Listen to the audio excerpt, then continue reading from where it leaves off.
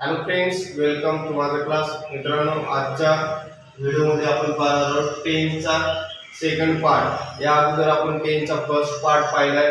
त्यामध्ये आपण present tense, past tense आणि फ्युचर टेन्स हे तीन मुख्य प्रकार आहेत असं सांगितलं होतं. आणि त्यामध्ये प्रेझेंट टेन्सचे म्हणजे काय, वर्तमान काळाचे चार उपप्रकार जे पडतात ते पाहिले होते. आजच्या व्हिडिओमध्ये आपण पास्ट टेन्स पाहणार आहोत. पास्ट टेन्स म्हणजे काय, भूतकाळ.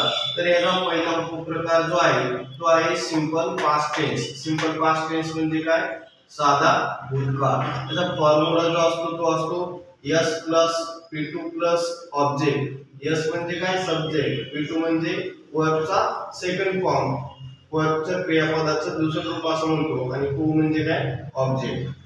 त्याचं एक्झाम्पल पाहता येईल की रोट अ लेटर. ही हा काय आहे, इथं सब्जेक्ट आहे. रोट हे वर्बचं दुसरं रूप झालं, क्रियापदाचं दुसरं रूप. आणि ओ म्हणजे काय, ऑब्जेक्ट. लेटर हे ऑब्जेक्ट झालं. तर या पद्धतीने आपण याचा फॉर्म्युला आणि हे एक्झाम्पल पाहिलं.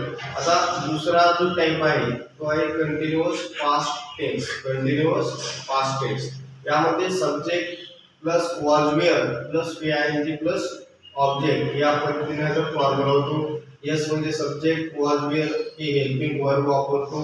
त्यानंतर ping म्हणजे जे वर्ब आहे त्याला ing लावतो. आणि ओ म्हणजे ऑब्जेक्ट. त्याचे एक्झाम्पल सांगता येईल. ही वॉज वेअर पैकी वॉज वापरलं. He was writing a letter.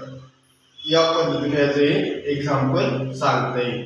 आता याचा तिसरा टाइप पाहू, perfect past tense. Perfect past tense मध्ये त्याचा फॉर्म्युला पाहू, subject plus had plus v3 plus object. तर पहा, इथं सब्जेक्ट आपण ही वापरलेला आहे. त्यानंतर फॉर्म्युल्यामधलं हॅड वापरलं, v3. आता वर्बचा तिसरा फॉर्म रिटन वापरला. आणि त्यानंतर ऑब्जेक्ट अ लेटर हे वापरलं. तर हा परफेक्ट पास्ट टेन्स होता, म्हणजे पूर्ण भूतकाळ. यानंतर ह्याचा लास्टचा टाइप जो आहे पास्ट टेन्सचा तो आहे कंटिन्युअस परफेक्ट पास्ट टेन्स. यामध्ये याचा फॉर्म्युला जो आहे तो subject plus had plus been plus ping plus object असा लिहितो.